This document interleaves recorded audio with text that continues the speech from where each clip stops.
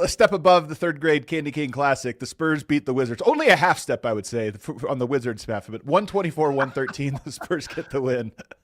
What do you think? Just another. I mean, this lends itself to the conversation we just had. You want to talk about culture and toughness? Look at the San Antonio Spurs. Yeah. Just look at their team right now. Talk about some dogs in the way that they play. That's a fun team to watch. And look, they're up 20 at half. You're supposed to be up 20 at half if you're the Spurs and playing as well as you have this year, and that's your culture and identity. You never let the Wizards think they're going to win the game. And they go up 20 at half, and then they just basically cruise in the second half. They gave up a lot of points in the third quarter, but they probably lost a little bit of concentration. Yeah. But here you go again. No, Victor Wembanyama is still coming off the bench, so he's only playing less than half the game, and you're still going out there with all the depth that you have and taking it right to him and put up 69 in the first half against Washington. What you're supposed to do to that team. The Timberwolves got a win over the Bucks, 103-100, and they've been on a tear here. This is one. The Wolves passed the Rockets in the standings last night, and the Rockets, we'll talk about them last, but the Timberwolves, Legs, they have a big game coming up on Christmas at Denver, and I hope that game is competitive, even though obviously I'm here in Denver covering the Nuggets, because to me, the Timberwolves coming into the year, I had them in that top tier. And early on, they struggled, new players, and I was worried I was wrong about them. I was overhyping this or that. But here they are looking like the team that I expected them to be. And passing the Rockets in the standings, even if it is just by a percentage point or whatever, and it's early in the season, to me it's meaningful because they had to claw back. All those other teams got off to hot starts and have been good up to the top. The Timberwolves are the team that had to claw back in. And so the fact that they've done it and now are passing one of the teams we all consider contenders, to me it's symbolic of how well they've been playing, and they're back in the mix, in my opinion. What do you think? Yeah, I thought they'd be in that 4-5 area going in because I just thought clearly to me Oklahoma City, Denver, and Houston we're better. And Houston has got some things to figure out right now, and we could talk about them. But yeah, I agree with you, man. Look, there's something to be said for as much winning has taken place in Minnesota the last couple of years. They were the last team, right, on the precipice of going to the finals in the Western Conference. Like they went to 2 straight conference finals.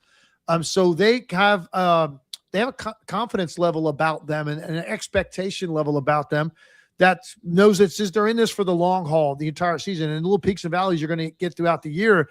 Here you go. You look up, they're 5th, they're climbing, they're within striking distance of catching the Lakers for 4th. And you've had this incredible start by the Spurs. I don't think anybody expected the Spurs to be in the top 3 in the Western Conference 28 games in.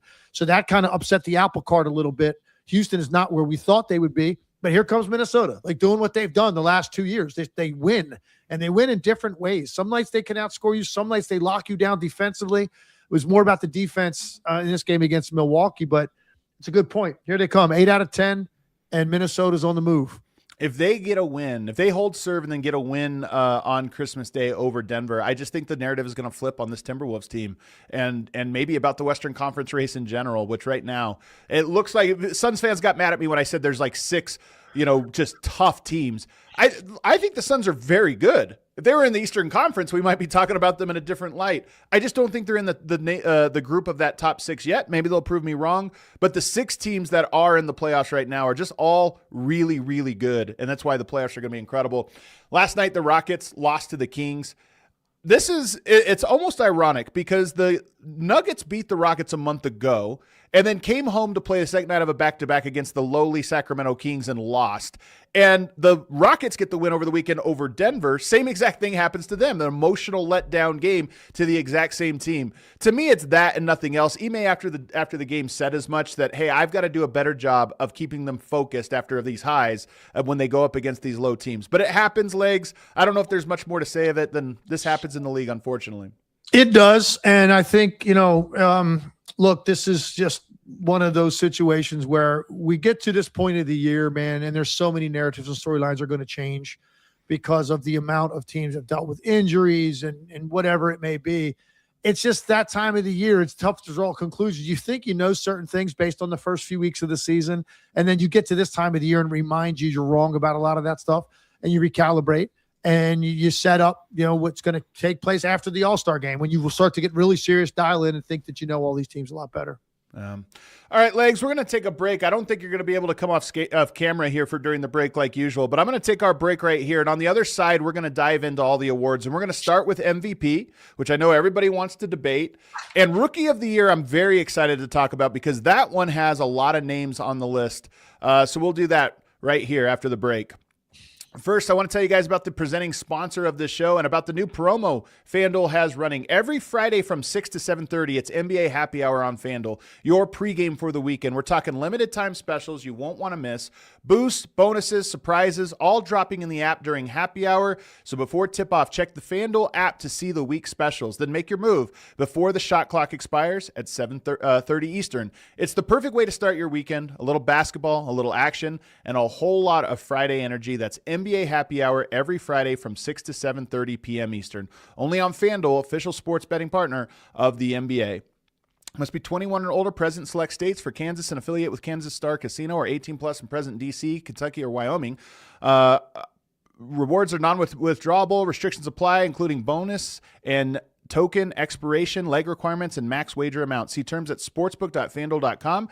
Gambling problem? Call 1-800-GAMBLER or visit rghelp.com. Call 1-888-789-7777 or visit ccpg.org/chat in Connecticut or visit mdgamblinghelp.org in Maryland. Hope is here. Visit gamblinghelplinema.org or call 800-327-5050 for 24/7 support in Massachusetts or call 1-877-8-HOPE-NY or text HOPE-NY in New York.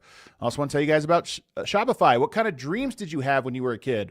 What did you want to be when you were growing up? Well, how about now? Are you thinking about starting your own business? I've been an entrepreneur since I was 24 years old, including here at All City. Shopify is the e-commerce platform behind millions of businesses around the world and 10% of all e-commerce in the U.S. Shopify even powers us here, All City, and the All NBA show. We have the merch store for Chicago, Denver, Philadelphia, Phoenix, and Dallas, as well as some All City merch that you can get up on our website. You can see that in the link of the show below, the description. Shopify has you covered with website creation, product descriptions, email, and social media marketing, and more. They also have AI tools designed to help you maximize sales.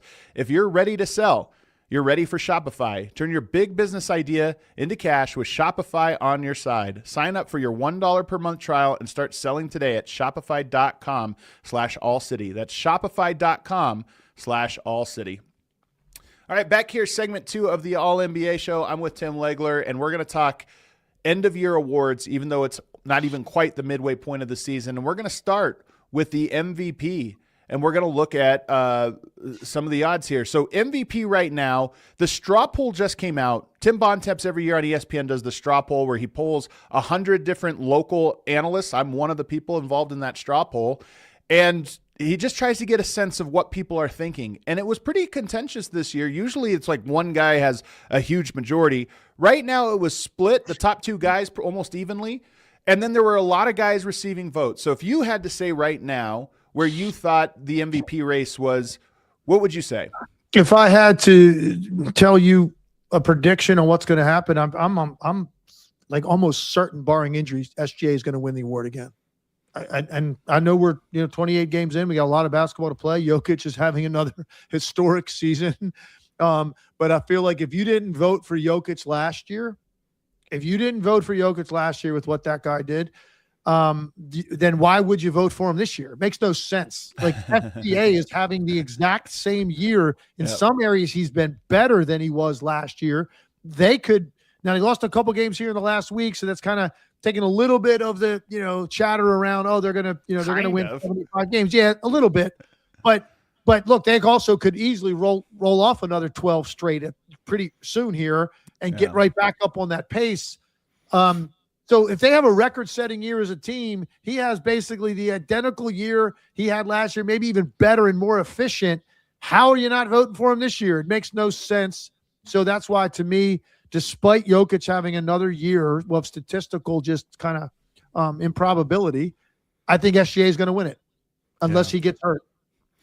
I think there's a really good chance of that. But your point, the point that you made, or the rhetorical question you ask, if you did this last year, why wouldn't you do it this year? Obviously, from covering Jokic and seeing the narrative over the last 5 years, I'll tell you why. Because nobody sticks to the same principle year after year. There really, truly is such a thing as voter fatigue. And even if Shea wins it this year, Shea's going to be eligible for MVP, by the way, probably for the next, 5 years. He's a great player. They're a great team. He's going to be putting up similar numbers. But this is how it works. The standard from one year, all of a sudden you weigh something differently the next year and you make up the reason why. And this is just what happened. So you said, why, if you did this last year, would you not do it this year? I don't know, Legs, but I just know that it happens every year. Here's the only thing I'll disagree with you about. And like I said, everybody knows I voted for Jokic last year. And I don't know where I'm going to vote this year because I'm not a person to say yet. It's ridiculous. You got to see how it all plays out. What I'm saying to you is you're not going to get voter fatigue in like 1 year. Yeah, you're right about that. You're not. Yeah. You might get it. You might get it like if he wins it again. Yeah, going year into three. Year 3. Yeah, maybe you could. I guess. I mean, certainly by the time you get to the 4th year, like but I don't think necessarily anybody's going to feel voter fatigue that votes for the awards yet about Shai Gilgeous-Alexander. I don't think that's gonna happen quite yet. I think a big reason, I mean, he had great year, obviously, and numbers were there for SGA. But a big part of that final determining factor for people was the gap that their team had with the rest of the Western Conference. And that was like, because I talked to a lot of people out there when I'm at arenas, this conversation comes up. Some people that have votes, some people that don't have votes. They just have an opinion on it, but they're connected to the league that I would run into. And that seemed to carry a lot of weight. And look, they may or may not. I mean, I don't know if they're going to have the same gap they had a year ago with the rest of the Western Conference. It depends. But right now they got a 4-game gap. If that thing grows to like 10 games again, 10, 12 games by the end of the year, then that seems to be something that really matters with people. Right. So I think that if they're neck and neck, those two guys, and it will be, I'll be shocked if they're not 1-2 in the award for voting. That seems to be something that is that final push. Well, right now on FanDuel, Shai is plus 160 to win the MVP, Jokic plus 300. But right behind both of them is Luka Doncic at plus 400. I have a hard time imagining this one shakes out. I mean, the case for Luka, obviously his numbers are always fantastic, but his numbers are going to be a little bit below Jokic's in terms of efficiency. Obviously all the other numbers, rebounding and assists, his scoring is obviously high, but they're 19-8, the Lakers are, and I just don't see them having the record, above those teams. Maybe it happens, but I'm surprised that he's as close, because after that you get into the other guys, like right now on I think these ones are more maybe luring people into the bet. Wemby plus 1,000, Giannis plus 1,300. That feels like, people just know the big name and they're going to put him. Wemby might not play enough games. He's certainly MVP caliber player, and if he ends up playing the requisite amount of games, he'll be in the conversation, but he's already on the precipice. So I look at that and I'm just surprised Luka is as close as he is. Are you?